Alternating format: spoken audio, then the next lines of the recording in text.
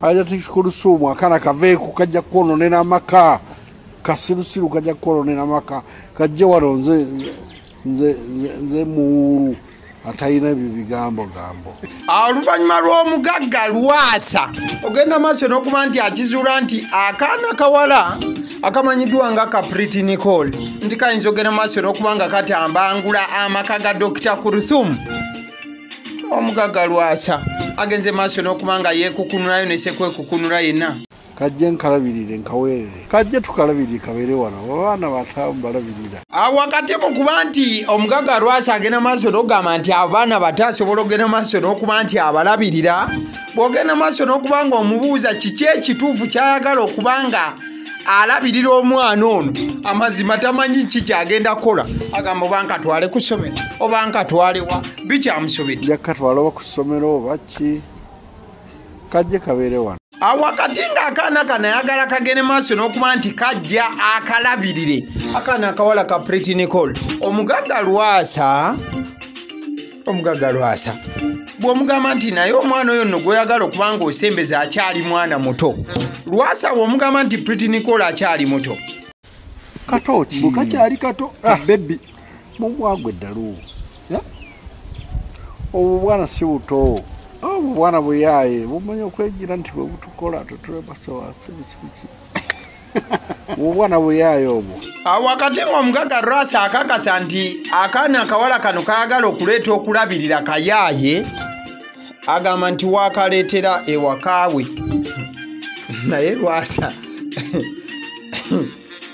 mbwalina ebibuuzo byagenda okuba ng'abuuza omwana omuto oyo ng'amuleese. Kati wodda ku kikulusumu kiri ekyagwe kinagwedda kakamanya ebyekikulu kajja byoga gyekabimanyira njakakuza nno mwewuunye njakakuliza mu mpisa mwewuunye.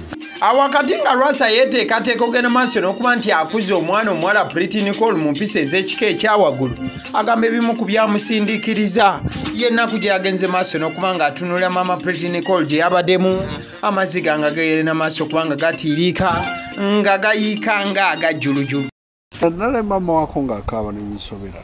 Mama wako akaaba kagireko ne mama wako naye mama wako akaaba ne mpisiba bubi ajja kukulira wano atuuke emyaka egiri ebintu agenda abiri. That is Emmanuel Kaweesi oba Kaweesa Lwasa straight out Masaka. Omugagga Lwasa wakati nga bingi ebibadde bigenda maaso n'okuba nti bitambula mu bulamu bw'omwana omuwala amanyiddwa nga Priti Nicole bwagenze maaso n'okuba nga asanga challenges ez'obulamu ez'enjawulo nga nekye bugenze maaso n'okuba nga buvaako wiiki ewedde omwana omuwala yagenze maaso n'okuba nga yeesanga ku poliisi wabula nga ku poliisi yagenze maaso n'okuba nga atwalibwayo ku nsonga za byamaka. Bwe ngenda maaso n'okuba nga njogera ku byamaka tolowooza nti nno wabaddewo kale ensonga ezamutwazizaayo za musajja ate nga gye buvuddeko still waliwo era ebikyagenda maaso okuba nga bitambulira ku mwana omuwala amanyiddwa nga Priti Nicole oyo yennyini bwe bagenze maaso n'okuba nti bavaayo katambi oba vidiyo gye yagenze maaso n'okuba nga alabikiramu ey'omusajja amanyiddwa nga Mickey Wine ne bagenda maaso n'okuba nga bagamba nti nedda omwana ono ng'akyali muto nnyo nnyini ddala ogenda maaso okuba nga ateekebwa mu butambi obw'ennyimba ate ng'agenda maaso n'okuba nga yeerigisa ng'abantu abakulu bangi tebagenze maaso n'okuba nga bakisiima. Wakati nga byonna bigenda maaso n'okuba nti biba nga n'amaziga Maama gadde gagenda maaso okuba nga gamuyitamu ensangi ezo awangi wano na wali bwe badde nga bagenda maaso okuba nga bamu-interviewinga wabula nga Maama ng'agenda maaso okuba nga alaga obulumi obw'ekika ekyawaggulu eri muwala we amanyiddwa nga Priti Nicole. Tubadde tuli awo omuzira kisa omugagga Lwasa n'agenda maaso n'okuba nga mu mutima gwe awulira obulumi eri omwana omuwala ono. Lwasa n'agenda maaso n'okuwulira nga kimunyiga nnyo okulaba nga Priti Nicole ali mu mbeera gy'alimu. Lwasa kye yagenze maaso n'okuba nga akola ogenda maaso n'okuba nga yeesowolayo bwa ntoogo n'agamba nti naye mmwe lwaki omwana oyo Priti Nicole temumuleeta wange wabula ate ekisinga okuba nga kyennyamiza Lwasa wakati mu kusaba omwana ono agende maaso n'okuba nti abeeranga naye ebigambo Lwasa bye yakozesezza bye byagenze maaso n'okuba nga byewuunyisa abaabaddewo era ne beebuuza nti naye Lwasa ayagalira ddala okutwala omwana ono oba Lwasa wakati nga Lwasa asaba okutwala omwana omuwala abeere naye agamba nti ono omwana si muto era mwaba muyita omuto mulimba bigambo bya Lwasa. Kati ne tubuuza Lwasa ayagala labirira mwana era bw'aba amulabiridde mu mutima ki? Ayagala mumulabirira nga taata oba kumulabirira nga amulabirira? Awo nga tukyasuse ogenda maaso n'okuba nti no tupoozingamu gye buvuddeko minisita ow'ebyabavubuka asitira ali mu layini eyo omukulu amanyiddwa nga Balamu Bargahare oba goyinza okuyita Ssaabavvulu Balamu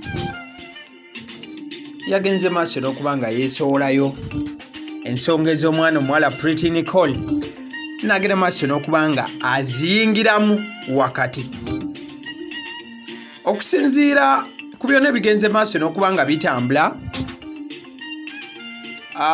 Balamu minisita honorable alabikanga si musanyufu n'akamu ku ngeri Pretty Nicole gy'abadde agenda maaso okuba nga yeeyisaamu n'engeri gye badde bagenda maaso n'okuba nga bamuyisa mu mawulire wano na wali. So Balamu naye yavuddeyo nga minisita n'agamba nti awulira yandibaddeko enteekateeka z'akola okulaba ng'omwana omuwala oyo afuna obuyigirize oba afuna okulabirirwa okutuufu okusaanidde ate agende maaso n'okuba nti n'amawulire asooka n'agazze bali agende maaso n'okuba nga alabirirwa nga omwana ajjudde.